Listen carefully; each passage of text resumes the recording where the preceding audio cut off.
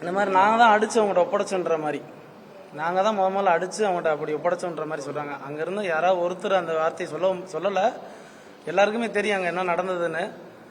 அங்கே ஊருக்காரங்களுக்கும் தெரியும். ஊருக்காரங்கிட்ட அன்னைக்கே வந்து பேட்டி கேட்டிருக்காங்க நிறைய பேர். இந்த மாதிரி சக்தின்ற பையன் தான் அடிச்சாராம்ல, அடிச்சு கொண்டு வந்து ஒப்படைச்சாராம்னு சொல்லி சொன்னாங்க.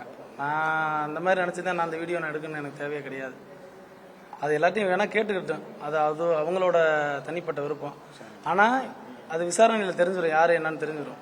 அது கண்டிப்பாக உறுதியாக இருக்கும் அதில். ஆனால் கொஞ்சம் கூட மனிதாபிமானமே இல்லாமல் நான் தான் பண்ணினேன்னு ஒரு நான் கூசாமல், இது அவனுக்கே நடந்திருந்தாலும் நான் அந்த வேலையை அந்த வீடியோ எடுத்து கண்டிப்பாக நான் அவனுக்காக போராடி இருப்பேன் நான்.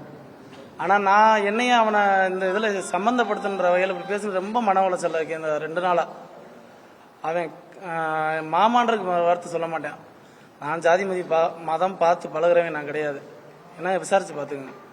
கடைசி நேரம் வரையும் மாமா அப்படின்னு சொல்லி அவன் கண்ணில் பார்த்தேன் நான். அவ்வளோதான். இதை மற்ற விஷயம் நான் சொல்லிட்டேன். அவ்வளோதான். இந்த அவனுக்கு கொஞ்சமாச்சும் உறுத்தணுன்றக்காக தான் நான் அதை சொல்கிறேன். கோர்ட்டே அன்னைக்கு ஹைகோர்ட் டைரக்ஷன் ஐயா நீதிபதி என்ன சொன்னாங்கன்னா, அவங்களுக்கு ப்ரொடெக்ஷன் கொடுங்கன்னு உடனே கொடுங்கன்னு அன்னைக்கு சொன்னாங்க. ஆனால் அது யாருக்கும், ஏன்னா எனக்கு பிரச்சனை இல்லை, நான் என் உயிர் போனால் கூட நான் அதை பற்றி கவலைப்படலை. ஆனால் இது நான் வந்தவனை தான் என்னை சார்ந்து வந்த மற்ற சாட்சிகளும் ரெடி ஆனாங்க, ஒரு சிலர் பயந்தவங்க கூட. ஆனால் இன்னைக்கு அவங்க பயப்படக்கூடிய சூழ்நிலை உருவாகி இருக்கணும்னு எனக்கு ஒரு மாதிரி தோணுது. எனக்கு பிரச்சனை இல்லை, நான் என்னையை பற்றி கவலைப்படலை. நான் எல்லாத்தையும் துணிஞ்சு தான் நான் ரெடியாக நிற்கிறேன். நான் அரசவோ மற்ற காவல்துறை உயர் அதிகாரிகளோ நான் தவறு சொல்லலை. அன்னைக்கு நடந்த சம்பவம் குற்றத்துக்கு சம்மந்தப்பட்டவங்க எல்லாத்துமே நடவடிக்கை எடுங்கன்னு தான் நான் என்னோட கோரிக்கை.